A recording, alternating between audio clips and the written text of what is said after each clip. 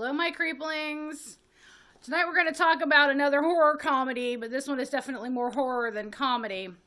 From 2006 called Slither. This one was directed by James Gunn of Guardians of the Galaxy fame, the guy who's supposedly going to rescue the DC Comics extended film universe. That remains to be seen, and that's a subject for another day. It's got a pretty big cast. We've got Nathan Fillon as Bill Party, our hero. Elizabeth Banks is Starla, the heroine. Michael Rooker. Michael Rooker. He plays our villain in a roundabout way. He's a sympathetic villain, I guess you'd say. Who else? Greg Henry is a staple in the James Gunn actor universe. He played the dad. Grandpa, in Guardians of the Galaxy. He's done a lot of other stuff with James Gunn, too. Side note, James Gunn actually started off in the Tromaverse. Troma Pictures, the guys who brought you The Toxic Avenger and Tromeo and Juliet and Tales from the Crapper. That one's got some bad flashbacks associated with it. Since he was involved with that, Lloyd Kaufman, the head of Troma, actually makes a cameo in here, as well as Rob Zombie has a voice cameo as the doctor on the end of the phone. James Gunn also does a small cameo as one of the teachers at the school. So, on to our story. We are in a town in South Carolina? Yes, South Carolina, called Wellesley, just before the beginning of hunting season. We have Starla Grant, who is married to Grant, Michael Rooker's character. And they're not getting along. So he goes out and takes a walk in the middle of the night, ends up with a girl that he knew from high school, her little sister, name's Brenda. She comes in later and is semi-important. And they come upon the remainder of, it's a meteorite, and they investigate. And lo and behold, Grant is infected by the thing that was in the meteorite.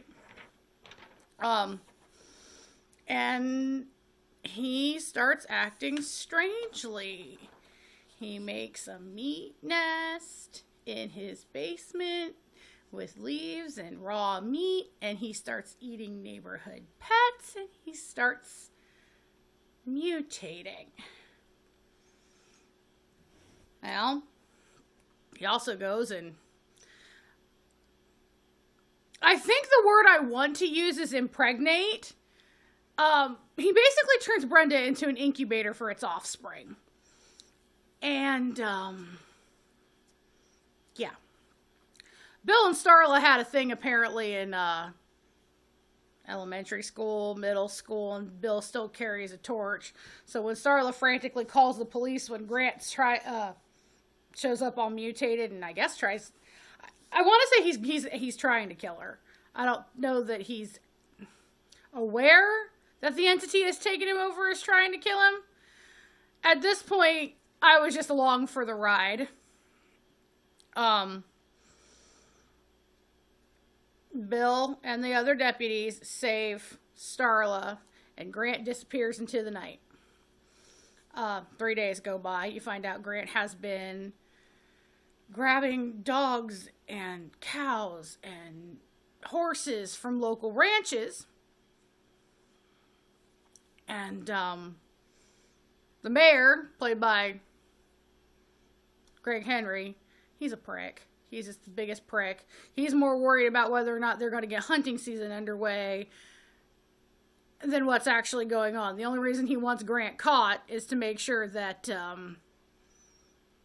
they can get hunting season underway. I'm guessing because Wellesley is such a small town, hunting season brings in a lot of money. So, using Grant's pattern, they stake out what might be the next ranch. They get lucky. They also happen to find Brenda, who is now basically just a huge orb with a head on it, full of moving things. she explodes and thousands of these little slimy, sluggy worm creatures come out and start going into people's mouths so that they can infect their brains. So it's basically like,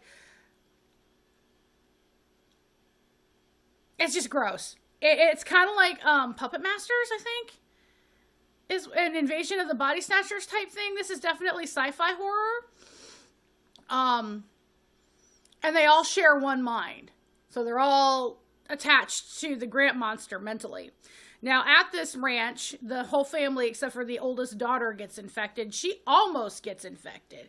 This thing gets in her mouth and starts to bond with her. She manages to rip it out, but she now knows more than anybody else does. She knows that this thing has made a habit of destroying worlds, how it does it, and that they're all connected. You get a lot of great gore effects throughout the rest of this with the battle they called it the Grant monster on the commentary when I watched it. The Grant monster's in love with Starla as well. So he kidnaps her, takes her back to their home, boards the home up so she can't escape, and attempts to, I guess, seduce her. But she turns the tables and starts to sweet talk her way to him.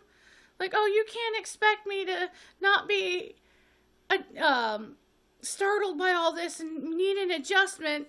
She gets close enough to stab him with I think it's a hairbrush or a hand mirror handle. At the same time, Bill and the girl, I want to say her name is Kylie? I'm gonna check real quick. I think it's Kylie. Yes, Kylie. Have figured out what's going on. Bill shows up with a grenade, thinking he's gonna blow the Grant monster sky high. There's a mishap, but by the end of it all, the Grant monster and everybody attached to him is dead. So everybody in Wellesley, but these three, Starla, Bill, and Kylie, are dead. And they go to move on to the next town to try and figure out the situation. There is a closing credits scene that alludes there could have been a part 2, and I would love to see a sequel to this one. I cannot remember who the effects house was that did the effects for this, but this is the perfect marriage of practical effects cleaned up with CGI. Because if I remember correctly, the Grant monster was all practical. Most of the worms were practical. The acid spitting was practical. It's a visual feast. The comedy in it is great. Nathan Fillon delivers comedy so well. And it's like he's playing the straight man, but he's so freaking funny about it. Now I know he's Canadian, but I mean, I bought him as a good old Southern boy. He had the right amount of accent, at least for me. I live in Ohio, and the interesting part of Ohio is we're so close to Kentucky and the Virginias that we get a lot of Southerners in the southern part of our state. So I hear that area is worth a drawl, and it sounded pretty good to me, to what I know. I mean, from a guy who wrote for Troma, what else do you expect? I expect gore. I expect action. The action sequences were very well done. I expect laughing so hard that I snort, and I did a couple times. Yeah, tell Starla about how I saved you from a deer. Oh yeah, Bill saved me from a deer. That bit got me going. This movie is worth watching. I will say there was a little bit of a controversy shortly after it came out because it's very similar in premise to a movie from the 80s. I want to say it's 1985, and I have mentioned it before during my Monster Squad review because of the director Fred Decker did this movie as well. It's called Night of the Creeps. It's also sluggy, worm-like, aliens invading the body and turning their hosts into zombie-like entities. that's about where the similarities end, though. With that, there's also he said he was inspired by some Cronenberg films. I know one of them was The Shivers. I think the other one was The Brood. So you can see notes of that as well. There are a lot of homages to characters from horror and sci-fi with names. It's kind of a see if you can pick it out type deal. This was James Gunn's directorial debut, so this was the first movie he ever directed. He also wrote this one as well, if I remember correctly. I mean, we all know what he ended up doing. He's the Guardians of the Galaxy guy. He's the guy who remade the Suicide Squad supposedly better. I was so disappointed by the first time they tried the Suicide Squad that I didn't watch the second one. I'm not gonna lie. But I should probably give it a roll. I tend to like James Gunn stuff. I know there was the point where cancel culture got him because of a past tweet or Facebook post or something. He claims he has grown and doesn't feel the same way. I'm willing to give him the benefit of the doubt. I didn't dig too far into that because it's none of my business, really, and I'm not a big fan of cancel culture, where I'm standing on the rooftops yelling, you need to cancel this person. I'll just quietly take my support away and move elsewhere. That's how I handle that. So we don't end on a downer. Yes, Slither is a great film. Slither is funny. Slither is bloody. Slither is gory. Slither is well shot, well acted. It's especially something I would expect coming out of a guy who honed his skills in Tromaville. I have seen a handful of Troma films, and yeah, its mark is kind of there. Definitely worth watching if you're a Nathan Fillon fan. If you like Michael Rooker, we all know Michael Rooker he will eat the scenery even if he's not speaking. He is such a presence. I was sitting at a panel at a horror convention once, and Rooker apparently was lost or something because he opened up the door behind the stage where the person that I was listening to looked around, said, oh hell, I'm not supposed to be here, or something like that, shut the door and walked off. The guy presenting looked at all of us and said, well, ladies and gentlemen, we've been Rooker. I also sat in on his Guardians of the Galaxy panel at the same convention. The man's just got so much energy, and he brings it to the character of Grant. I don't know what is fueling that man, but I want some. I really want some. Unless it's illegal, then I don't want it. Like I said, Nathan Fillon, I'm so used to him from Castle, and my favorite role of his is Captain Mal from Serenity, but I've seen him in so many other things. What's her name that plays Starla? She was in, I believe, Zack and Miri Make a Porno. She's from The Hunger Games. Elizabeth Banks. She's a really good actress as well. So if you have three really, really good actors who understand the genre they're in, yeah, you're going to have a good time. Definitely going to have a good time with Slither. I highly recommend it if you're having an alien invasion movie theme night, or if you just want to watch something a little different, because while some of this has been visited before, it's kind of like, let's take these influences, and I know I use this analogy a lot, put it in a blender, and let's see what happens.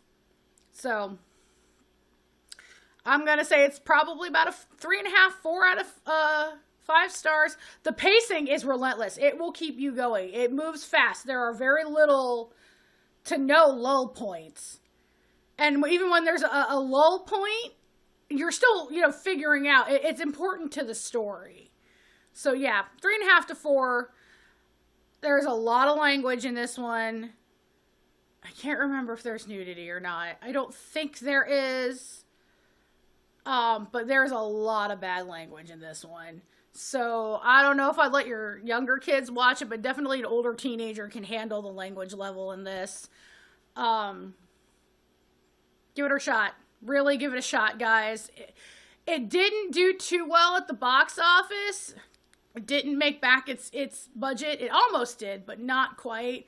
I think this one found its audience later, thanks to cable and home video sales. So, on that note, I'm getting tired. I gotta work tomorrow.